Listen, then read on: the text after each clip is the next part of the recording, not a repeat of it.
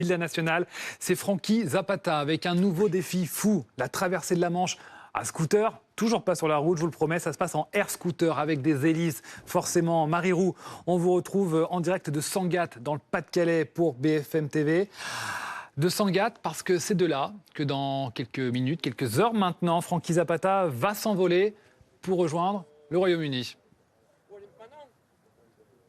Exactement. Normalement, le décollage est prévu aux alentours de 14h, heure à laquelle les conditions météorologiques devraient être optimales. Un ciel assez dégagé, presque ensoleillé et surtout le vent qui devrait tomber au fur et à mesure. En tout cas, le air scooter, vous pouvez le voir sur ces images de Bastien Dufour. Il est presque prêt. En tout cas, les équipes de Frankie Zapata continuent à installer les fenestrons sur chaque bras. En tout, il y a 8 bras. Ensuite, ce sera au tour des hélices d'être posées une par une sur les bras que vous voyez sur cette air scooter. C'est à la fois un drone et un hélicoptère. En tout cas, cet engin assez révolutionnaire, il peut aller jusqu'à 120 km/h. C'est une prouesse technologique. Il pèse 115 kg. Il a une autonomie de 2 heures, assez pour faire un aller-retour entre la France et le Royaume-Uni.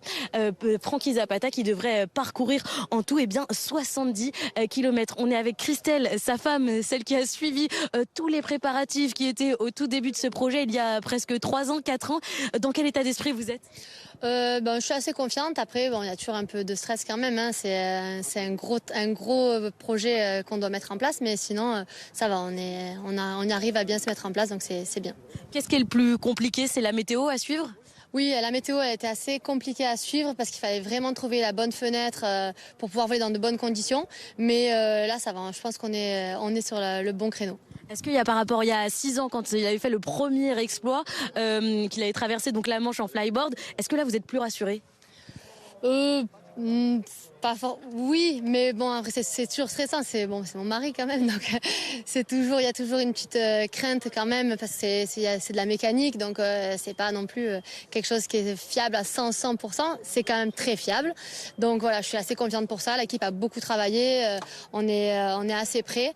Donc voilà, après c'est sûr il peut tout y se passer. Donc voilà, c'est pour ça. On espère. Merci beaucoup, Christelle. En tout cas, on espère que tout va bien se passer. Je vous le disais, le décollage qui devrait être aux alentours de 14h. La traversée aller-retour, elle devrait durer environ 1h10.